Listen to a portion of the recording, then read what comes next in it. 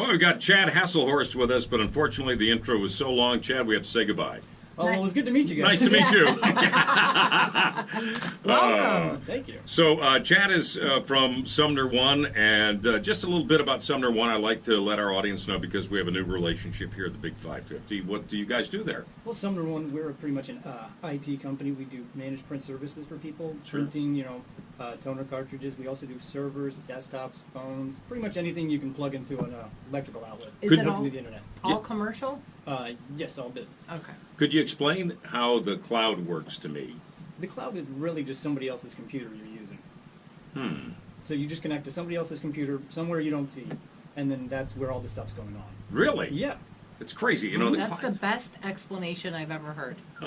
I swear, I don't know. I saw a little cartoon yesterday where like a mommy and a daddy were walking with a little kid from a funeral, and the mom said, "Papa is in the cloud now." Oh. And the kid was like, "Okay, I get it. What? It's in Yeah, the cloud." exactly. I get it.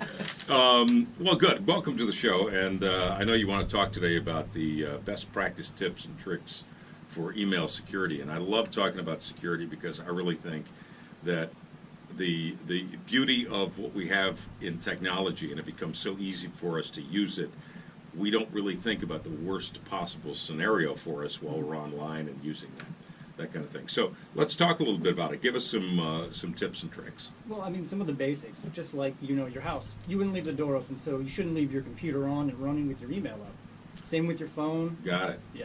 I mean, those are basic things you can do just to physically protect your email. And that's an interesting thing you said that, because I was doing some business online with a bank, and it was a bank or something, and I had a little message that says, "We recommend you closing your browser after this, after we do business here, instead of going to another, Tell us why that's important." Well, it's best if you close the browser, then someone can't come back and join the session again and get back into your account. Okay. So when you close those in, you'll have to force yourself to re-sign in and to re-verify who you are. Do you have to shut your computer down? Like if you're going to be gone all day, okay, let's say, or you just need to X out of everything, what's the best thing to do when it comes to that? Oh, well, depending on what you're doing, I usually like to just lock my computer and maybe reboot once every couple days, depending on if I notice some signs of it being slow or sluggish. That's the best time. But really, what works for you depends on how long your computer takes to boot up. If you have an older one, people don't like to turn them off as often, since you're going to have to boot it back up, and those take a lot longer. Yeah. But the newer ones come up pretty quick. Yeah, and that is, we're real neophytes. Honest to God, when they said we were going to do this tech segment, it's like, okay, but I don't know what I'm going to talk about. But, okay, so I turn my computer off and I turn it on, and I generally turn mine off when I'm not using it. It's not a matter of saving electricity. It's just, I don't know, I'd just rather have it off. And does it affect the computer on and off, on and off? Long term? No, that really shouldn't affect it. I like to keep mine in lock mode, though, late at night, because I'll run, defragmentations on it. Sure. Or run system cleanup, so do when I'm not using it. Okay, and so when you talk about defragmentation, what you're talking about is that when you, on your hard drive, when you get rid of something, it has to clear space for that, and it clears that space, but it's not used, so it becomes fragmented the more pieces you take out. Kind of defragmentation, so it's kind of like putting all the puzzle pieces closer together. Got it. So right. if a file is stored on your computer, it's not stored in an automatic row right next to each other.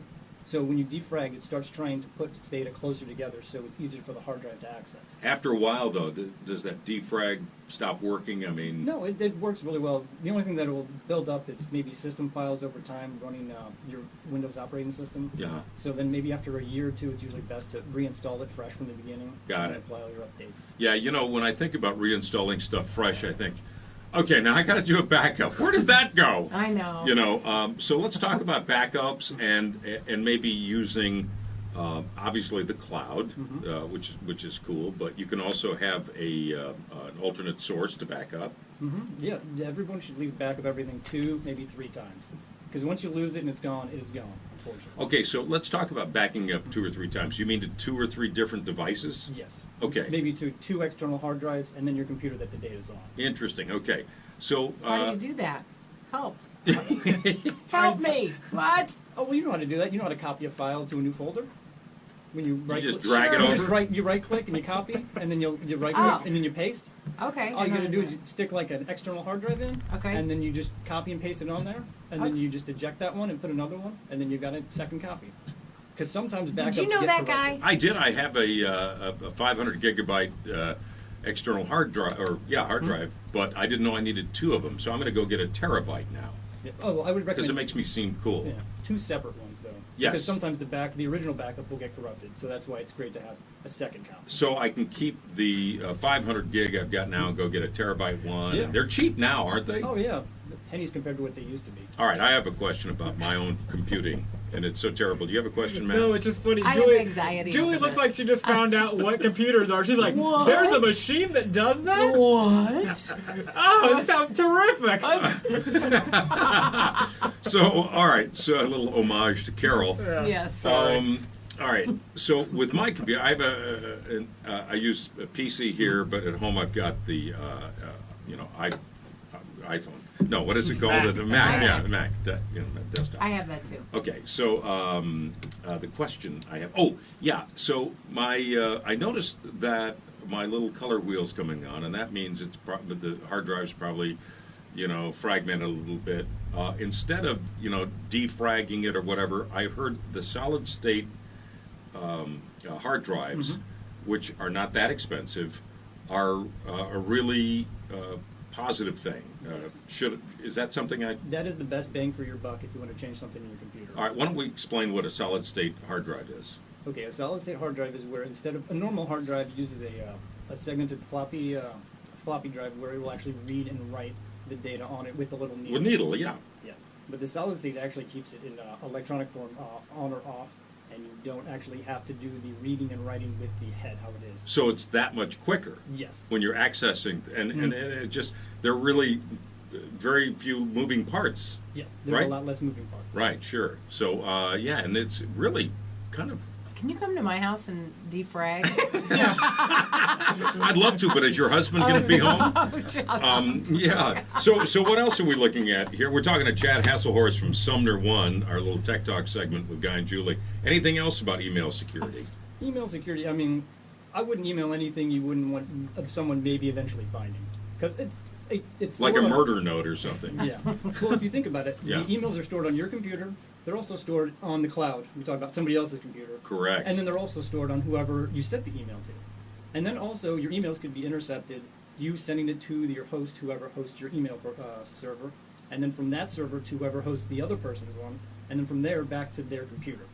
So there's a lot of places where things can be found. So Yeah, it's not like putting something in the mail. I mean, but truthfully, I mean, the beautiful thing about that is that you've got redundant, copies if you should need them for any reason. But the terrible thing is if you make some egregious behavior, you act in a unsavory manner, there is a paper trail for you. yeah, we've seen that happen quite a bit. I'm in sure. news. Yeah. People's email. I mean, that's one thing you should also, your passwords.